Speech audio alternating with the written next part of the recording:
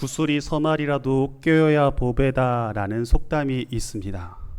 아무리 좋은 재능, 능력을 가졌다 하더라도 그것을 실제적으로 활용하지 않는다면 아무런 의미가 없다는 교훈을 담아내고 있죠.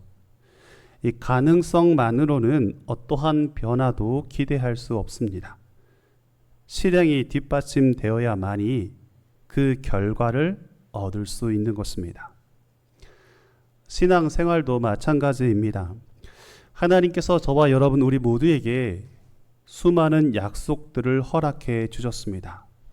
성경에는 다양한 하나님의 약속들로 가득 차 있는데, 그러나 그 약속이 우리의 현실로 드러나고 나타나기 위해서는 우리의 행함과 우리의 실천의 자세가 필요하다는 것입니다. 그저 기다리기만 하고 아무것도 하지 않는 채 잠잠히 있는 모습은 결코 신앙적인 모습은 아닙니다. 하나님이 주신 약속을 기대하고 소망하되 그 약속을 이루기 위해서 우리만의 주어진 삶의 자리에서 끊임없이 몸부림치며 살아가야 하는 것이죠. 그래서 사도 요한은 말하기를 행함이 없는 믿음은 죽은 믿음이라 라고 이야기한 것입니다. 한마디로 실천을 함께 동반할 때에만이 비로소 살아있는 믿음을 우리가 보일 수 있는 것입니다. 오늘 그런 의미에서 본다면 이스라엘 백성들에게는 구체적인 실천과 행동을 요구하는 자리가 마련되었습니다. 하나님께서 이스라엘 백성들에게 가나안 땅을 약속하셨지만 그들은 광야의 40년 생활을 마친 이후에 그 땅을 이제 정복해 가야만 했습니다. 물론 하나님께서 약속하셨기에 이미 조금이나마 그 땅들을 얻기도 하였지만 여전히 그들은 완벽하게 가나안 땅을 정복한 것이 아니었습니다. 여호수아로 하여금 여러 가나안 원주민들과의 싸움을 통하여 승리하고 그 땅의 부분들을 차지하였지만 여전히 그곳에는 소수의 원주민들이 남겨져 있었습니다. 오늘 우리가 살펴보게 된 사사기의 내용은 그 땅에 남아있는 원주민들과 마지막 최종적인 전쟁의 결과들을 소개하고 있죠. 우리가 이러한 사사기의 말씀을 함께 읽고 묵상하면서 느끼는 것은 하나님의 약속을 받은 이스라엘 백성들이 그 약속을 어떻게 현실로 이루어내었는지, 더 나아가 우리도 주의 약속을 붙들고 이 땅에서 어떻게 살아가야 할지 오늘 주신 말씀을 통하여 그 은혜를 나누기를 소망합니다. 먼저 우리가 기억해야 되는 것은 하나님의 약속을 받은 이스라엘 백성들에게 요구되는 첫 번째 모습은 앞으로 전진에 나아가야 한다는 사실입니다. 오늘 본문 1절 말씀은 여호수아가 죽은 후에라고 기록하죠. 단순히 한 사람의 죽음의 의미를 나타내는 것이 아니라 여호수아가 죽었다라는 사실을 1장 1절 가장 먼저 밝히는 이유는 무엇입니까? 이들에게 있어 여호수아는 민족의 지도자였고 이제 남겨진 모든 전쟁을 이겨서 승리를 이끌어야 될 그런 지도자였습니다. 그리고 그런 전투에 승리했던 위대한 지도자로 세움받았던 이가 여호수아였는데, 한마디로 믿고 따를 만한 그런 지도자였는데 그 지도자가 죽음을 맞이하였습니다. 그 순간 이스라엘 백성들은 아무런 준비도 없었고 상상할 수 없는 여호수아 지도자의 죽음으로 인하여 그들은 삶의 방향을 잃어버리게 된 것이죠. 심각한 위기의 순간을 맞이하게 되었습니다. 어떻게 해야 할지, 그 자리에 머물러 있어야 될지 아니면 어느 곳으로 가야 될지 삶의 방향조차 잃어버렸던 심각한 위기를 여호수아가 죽은 후에 그들은 곧바로 맞이하게 되었던 것입니다. 그런데 이러한 위기의 순간에 보여주었던 이스라엘 백성들의 반응을 주목해 보십시오. 오늘 본문 1절 말씀인데요. 여호수아가 죽은 후에 이스라엘 자손이 여호와께 여쭈어 이르되, 여호와께 여쭈어 이르되 라고 고백하고 있죠. 그들은 하나님께 아래였습니다. 하나님께 묻고 있습니다. 하나님, 우리에게 말씀하여 주시옵소서. 이러한 여호수아가 죽은 후에 위기의 순간을 맞이했는데, 우리의 힘으로 감당할 수 없는 어려움을 맞이했는데, 하나님, 우리에게 말씀하여 주시오. 그러한 마음으로 그들은 하나님 앞에 여쭙고 있습니다. 물론 그러한 결과가 어떠했는지, 그러한 대답이 어떠했는지, 우리가 그러한 관심을 뛰어넘어 중요한 사실은 그들이 자신들이 나아가야 될 그 길 앞에서 스스로 결정하지 않았다는 사실입니다. 그들이 나아가야 될 그 길을 결정하지 않고 혼란과 위기의 순간, 자신들의 주관적인 생각과 경험으로 판단하거나 선택하거나 결정한 것이 아니라 그 순간 하나님 앞에 나아가 여호와께 여쭙고 있습니다. 하나님께 나아갈 방향을 묻고 있습니다. 사랑하는 성도 여러분, 오늘 이것이 바로 성도의 모습입니다. 오늘 이 모습이 바로 저와 여러분이 함께 회복해야 될 믿음의 모습인 줄 믿습니다. 구약을 기록되었던 다윗을 기억하십니까? 다윗은 우리와 별반 다르지 않는 사람에 불과했습니다. 그럼에도 불구하고 다윗이 하나님께 그토록 인정받으며 승리의 길을 거둘 수 있었던 비결은 무엇일까요? 다윗은 하나님께 질문하지 않고서는 행동하지 않았습니다. 그가 어린 시절부터 결정하고 선택해야 될 수많은 문제 앞에 하나님께 여쭈었습니다. 이스라엘의 왕이 된 순간 그 왕의 자리에 조차 있을 때에도 하나님의 뜻을 구하였던 것이죠. 생각해 보십시오. 일평생 살아가면서 하나님의 뜻을 구하며 그 뜻대로 행동하겠다고 다짐하며 살아가는 그들을 어찌 하나님께서 홀로 내버려 두시겠습니까? 하나님 앞에 묻고 아뢰었던 다윗의 인생에 하나님께서 함께 하셨습니다. 오늘 이 시대는 참으로 급변한 시대를 살아가고 있습니다. 생각해 보시면 아주 오래전에는 우리가 누군가에게 물을 때가 있었습니다. 내 힘으로 해결할 수 없는 문제들이 있을 때 가장 먼저 찾는 이가 우리의 부모님이었습니다. 아버지를 찾고 어머니를 찾게 되면, 그리고 묻게 되면 그분들의 삶의 지혜를 우리가 듣게 되죠. 그런데 시간이 흐르면서 우리의 아버지보다 우리의 어머니보다 더 지혜로운 분들이 있었습니다. 인생의 스승들, 선생님들, 여러 가르치는 분들, 그래서 많은 스승들, 멘토들을 우리는 찾아갔고 그분들에게 물었습니다. 그리고 어느 시대가 흐르며 과학의 기술의 발달로 인해 이제는 때로 많은 사람들이 네이버에 물으면, 다음에 물으면 다 할 수 있다라고 이야기하죠. 그래서 우리는 정보의 기술을 통하여 이제는 인터넷으로 많은 사실들을 배우게 되었습니다. 그런데 요즘에는 누구에게 물어야 될까요? 챗 GPT한테 물으면 다 알 수 있다라고 하네요. AI의 혁명으로 인해서 묻기만 하면 그 수많은 경험들을 요약해주고 소개해주고 전해주는데 이보다 더 완벽할 수 없다라고 생각하곤 하죠. 이러한 생각의 변화, 시대의 변화가 오늘 이 시대의 모습일 것입니다. 그런데 우리가 잊지 말아야 할 것은 이러한 과학기술의 변화의 시대 속에 믿음의 사람들, 오늘 저와 여러분은 세상 그 어떠한 대상이 아니라 세상 사람들이 걸어가는 챗 GPT, AI가 아니라 살아계신 하나님, 전능하신 하나님, 그분 앞에 맡기고 그분 앞에 물을 때에 하나님께서 우리의 인생을 인도하여 주실 줄 믿습니다.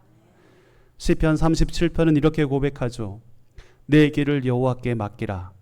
그를 의지하면 그가 이루시고 내 의를 빛같이 나타내시며 내 공의를 정오의 빛같이 하시리로다. 하나님께 우리의 길을 맡기는 것입니다.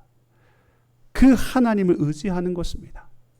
그때만이 하나님께서 우리의 길을 비추시고 인도하시겠다고 약속하여 주셨습니다. 오늘 이 말씀을 먼저 기억하면서 내 인생의 길, 다른 사람 붙들고 다른 사람 의지하는 것이 아니라 여호와 하나님께 여쭈어 이르며 살아가는 그러한 믿음의 길 되게 해달라고 오늘 이 아침 우리가 함께 결단하며 주께 기도하며 살아가시는 저와 여러분 되기를 주님의 이름으로 축복드립니다. 이스라엘 백성들은 여호와께 여쭈었습니다. 무엇을 여쭈었을까요? 하나님, 우리가 저 가나안 땅에 올라가야 하는데 과연 누가 먼저 싸워야 하겠습니까? 라고 묻고 있죠. 하나님께서 이미 그들에게 가나안 땅을 약속해 주셨습니다. 그런데 아직 그 가나안 땅을 다 정복하지 못하였으니 이 땅을 정복하기 위해 누가 먼저 올라가야 할까요? 하나님께 물었던 것입니다. 중요한 것은 그들은 이미 하나님의 약속을 받았지만 아직 그 약속을 완전히 이루지 못하였던 상황이었던 것이죠. 그래서 아직 이루지 못한 그 약속을 이루기 위해서 그들은 올라가야만 했습니다. 그 가나안의 원주민들과 싸워야만 했습니다. 여기에 놀라운 구원의 신비가 숨겨 있습니다. 여러분 생각해 보십시오. 우리가 새 집을 샀다고 상상해 봅시다. 우리가 계약서에 서명하고 돈을 지불했고 그래서 내 것이라고 말하지만 사실 우리가 그곳에 이사하기까지는 아직 그 집을 온전히 내가 소유했다라고 말하기가 어렵죠. 물론 서류상으로서는 내 집입니다. 하지만 물리적인 시간이 필요한 것입니다. 이사를 해야 되기도 하고 또 그곳에 가구도 넣어야 되기도 하고 때로는 새롭게 수리해야 될 부분도 있습니다. 서류상으로는 내 집이지만 이 모든 과정의 시간들이 마치고 나서야 비로소 그곳에서 살아가는 기쁨과 즐거움을 누리게 될 것이고 그때 내 집이라고 말할 수 있지 않습니까? 그래서 사도 바울은 이러한 모습으로 빌립보서 3장에 이렇게 고백하죠. 내가 이미 얻었다 함도 아니요 온전히 이루었다 함도 아니라 오직 내가 그리스도 예수께 잡힌 바 된 그것을 잡으려고 달려가노라. 하나님께서 우리를 이미 허락해 주셨지만 내가 완전히 이룬 것이 아니라 지금도 그것을 잡으려고 달려가노라. 지금도 그렇게 살아가고 있다라고 바울은 고백하고 있는 것이죠. 그렇습니다. 하나님께서 약속해 주셨습니다. 오늘 저와 여러분을 예수 그리스도를 믿는 이들에게 구원의 백성으로 하나님의 사람들로 이끌어 주시겠다고 약속하셨습니다. 우리에게도 약속하신 가나안 땅 천국에 대한 소망을 허락하셨습니다. 그런데 아직 시간이 필요합니다. 이미 그 약속은 받았지만 아직 완전히 소유하지 못한 것이죠. 하나님께서 시작하신 그 약속을 현실로 이루어가는 것, 그 약속을 현실로 완성하기 위해 함께 싸우는 그 몫이 우리에게 필요하다는 것입니다. 주의 약속을 붙잡고 그래서 전진해 나아가는 것이죠. 올라가야만 합니다. 그 약속은 자동적으로 이루어진 것이 아니라 끊임없는 전쟁과 끊임없는 싸움 속에 영적인 몸부림 속에서 마침내 그 열매를 거둬들이게 되는 것이죠. 그렇습니다. 신앙에는 이와 같은 전진의 모습이 필요합니다. 최근 들어 성도들의 삶을 보게 되면 흔히 신앙의 야성을 잃어버렸다라는 생각을 보게 됩니다. 악한 사단은 끊임없이 우리를 유혹합니다. 하나님 주신 약속을 붙들고 저 천국 본향을 향해 나아가는 우리의 발걸음을 조금 더 지체하기 위해서 멈추려고 중단시키려고 끊임없는 수많은 유혹과 그런 계략으로 우리의 발걸음을 붙잡고 있다는 것이죠. 그런데 우리는 안타깝게도 그러한 악한 사단과 맞서 싸울 힘이 점점 사라져가고 있습니다. 너무 쉽게 포기하고 절망하거나 좌절하고 있지 않습니까? 신앙의 힘, 참아내고 견뎌내는 힘이 있어야 함에도 불구하고 부족하며 오히려 견디지 못할 때가 참으로 많습니다. 사랑하는 성도 여러분, 여러분은 하나님께서 허락하시는 그 약속을 믿고 살아가고 계십니까? 우리에게 허락하시는 그 약속을 붙들기 위해 끊임없이 전진해 나아가고 있습니까? 신앙의 결단은 앞으로 전진해 나아가는 것입니다. 설령 그 현장이 누군가 싸우는 영적인 싸움의 현장이라 할지라도 우리는 담대히 흔들리지 않는 믿음의 모습으로 함께 전진해 나아가는 것이죠. 오늘 저와 여러분이 믿음의 길로 함께 전진해 나갈 수 있기를 소망합니다. 주께서 말씀하셨던 것처럼 주님 약속 붙들고 믿음의 한 걸음 한 걸음 나아가는 그러한 여정이 오늘 우리의 삶의 첫 시작이 되기를 주님의 이름으로 축복드립니다. 그런데 그 길로 걸어가는 이들에게 약속하신 하나님의 놀라운 축복이 오늘 본문 2절에 기록되어 있습니다. 2절의 말씀을 보십시오. 여호와께서 이르시되 유다가 올라갈지니라 보라 내가 이 땅을 그의 손에 넘겨 주었노라 하시니라. 누가 올라가야 할까요? 그래 유다 지파가 먼저 올라가라 말씀하시죠. 그리고 말씀하신 약속의 말씀 내가 이 땅을 그의 손에 넘겨 주었노라. 아멘. 넘겨 주었다라고 말씀하셨습니다. 여러분 그 동사의 시제라고 하죠. 기억해 보십시오. 내가 앞으로 그 땅을 넘겨줄 것이다. 넘겨주리라. 이런 약속의 말씀, 미래에 대한 약속의 말씀이 아니라 마치 과거에 이미 끝난 것처럼 내가 그의 손에 넘겨주었노라 라고 말씀하고 계시죠. 지금 이 상황은 유다의 자손들이 올라가서 전쟁을 했던 시간이 아니었습니다. 아직 싸움도 시작하지 않았습니다. 출발도 하기 전이었습니다. 그런데 하나님께서 유다가 올라가라 그러면 내가 그의 손에 넘겨주었노라 라고 완료의 표현으로 말씀하고 계십니다. 이미 넘겨주었다는 것입니다. 여러분 이것이 우리가 붙들어야 될 믿음인 줄 믿습니다. 믿음이라 함은 우리의 눈에 보이는 현실에 흔들리지 않고 하나님께서 이미 이루신 그 결과를 붙드는 것입니다. 하나님이 약속하신 그 약속을 붙들고 나아가는 것입니다. 성경에는 이러한 사실을 전하고 있죠. 믿음의 본이 되는 수많은 인물들을 기록하고 있습니다. 그 중에서도 여호수아를 기억하십니까? 여호수아가 가나안 땅을 정복하기 위해 나아갈 때 그는 두려움과 염려가 있었습니다. 그런데 하나님께서 허락하실 그 약속의 믿음을 가지고 앞으로 전진해 나아갔을 때 말씀하십니다. 하나님께서 두려워하지 말라. 내가 너와 함께 하겠다. 주의 약속의 말씀을 그에게 들려주셨고 여호수아는 그 약속 붙들고 앞으로 나아가 가나안 원주민과의 싸움에서 승리를 이루게 되었던 것입니다. 여러분 여호수아는 전쟁의 결과를 미리 환상으로 보거나 그 전쟁의 결과를 하나님께 들어서 결과를 알고서 싸운 것이 아니라 그저 하나님을 믿고 담대히 나아갔습니다. 그래서 그 믿음으로 나아가 그는 마침내 하나님이 준비하신 승리의 영광의 기쁨을 그는 거두게 되었던 것이죠. 그렇습니다. 믿음이라고 하는 것이 바로 이와 같은 모습입니다. 여러분 함께 따라해 보시겠습니까? 믿음은 결과를 보고 싸우는 것이 아니라 결과를 주신 하나님을 바라보고 싸우는 것이다. 결과를 바라보고 싸우는 것이 아닙니다.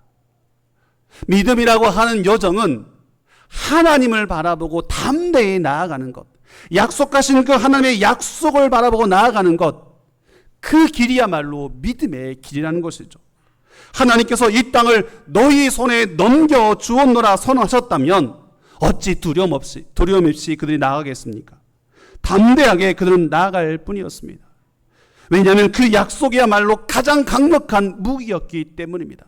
전쟁터에 나아가는 이들이 비록 칼과 창을 붙들지 않았을지라도 현대적인 무기는 소유하지 않았을지라도 하나님께서 그에게 약속하셨습니다. 내 손에 넘겨주었노라. 그 약속의 말씀을 붙드는 순간 이스라엘 백성들은 담대히 나갈 수 있게 되었던 것입니다. 여호수아도 믿음의 사람들도 오늘 이 시대에 사는 저와 여러분들도 주의 약속 믿고 나아갈 때에 담대히 나가게 되는 줄 믿습니다. 하나님께서는 두려움을 뛰어넘는 그 믿음으로 나아가라 말씀하고 계십니다. 너무나 힘들고 어려운 세상의 삶 속에 여러분 걱정과 근심과 염려가 끊이지 않지 않습니까? 그런데 이러한 때에 우리가 함께 고백하는 것은 하나님께서 우리의 손에 넘겨주셨다라는 사실을 기억하면서 주의 약속 믿고 담대히 나아갈 때에 하나님 준비하신 그 놀라운 승리의 기쁨에 참여하게 될 줄 믿습니다. 여러분, 근데 오늘 본문의 말씀은 그 승리의 기쁨의 자리에 홀로 참여하지 않았습니다. 하나님께서 유다 지파를 지명하여 보내셨지만 유다 지파는 홀로 전쟁에 나서지 않죠. 오늘 본문 3절 말씀에 보시면 유다가 그의 형제 시므온에게 이르되 나와 함께 올라가서 가나안 족속과 싸우자. 그가 고백하고 있습니다. 나와 함께 올라가서 싸우자. 유다 지파는 형제 시므온에게 동역해달라고, 함께 가자고 요청하고 있습니다. 그리고 말하죠. 이번에 나를 도와주면 내가 반드시 잊지 않고 도와주겠다라고 약속하기도 합니다. 유다 지파의 이러한 요청에 형제 시므온 지파 역시 참여하게 되죠. 그 일은 당신의 일이니까 당신 마음대로 하세요라고 내버려둔 것이 아니라 유다 지파의 요청에 그들도 함께 하기로 합니다. 전 이 모습을 보면서 너무나 아름다운 모습이요, 너무나 보기 좋은 모습임을 보게 됩니다. 하나님께서 이러한 동역의 결과에 당연히 함께 하시죠. 그리고 이하에 기록되는 것처럼 그는 마침내 승리의 기쁨을 거두게 되었습니다.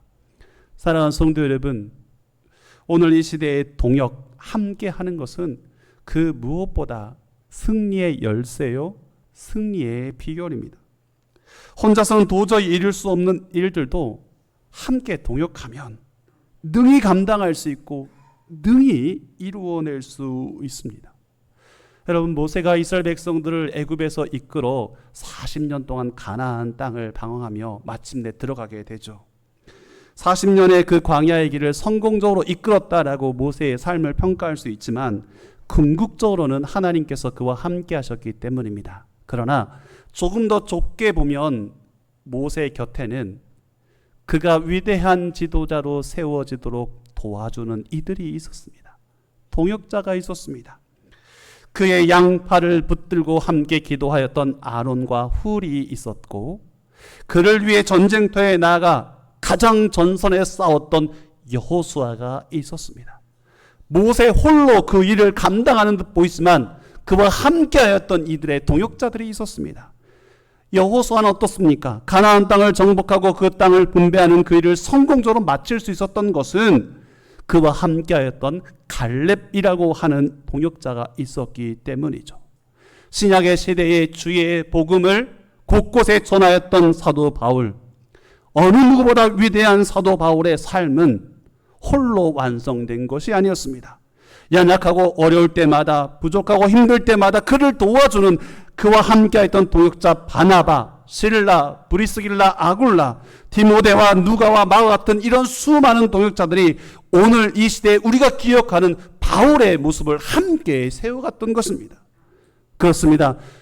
수많은 영적인 전쟁 가운데 혼자 싸우는 것이 아니라 이처럼 함께 할 때에 승리의 길을 열어갈 수 있는 것이죠.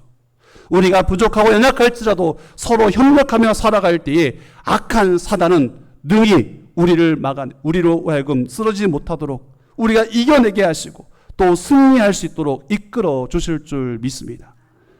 하지만 안타깝게도 오늘 이 시대의 많은 성도들이 이와 같은 동역의 원리, 함께하는 그 기쁨의 은혜를 무시한 채, 잊어버린 채 그저 나만 개인주의적인 신앙의 삶을 살아가고 있는 모습을 보게 됩니다. 그래서 교회가 마치 이 거대한 엘리베이터와 같은 그런 분위기로 바뀌어가고 있는 모습을 보게 되죠. 제가 어느 날 집에 가려고 엘리베이터를 탔는데요.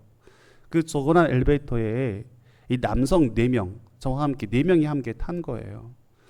4명의 사람이 탔는데 1층에서 탔는데 어떻게 했을까요? 동서남북 각각 모서리 한 명씩 같이 서 있는 거예요.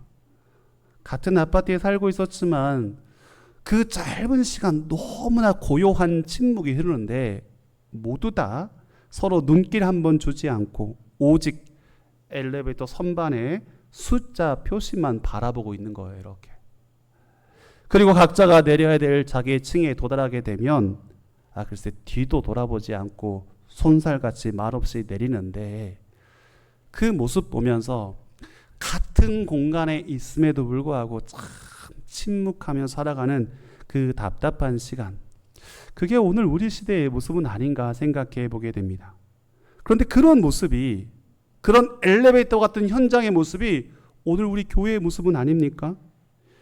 교회에 나온 사람들과 함께 한 공간에서 이렇게 예배하고 있습니다. 그런데 각자에게 주어진 자리에 앉아서 예배하면서 다른 곳에 누가 왔는지 제대로 쳐다보지도 않습니다.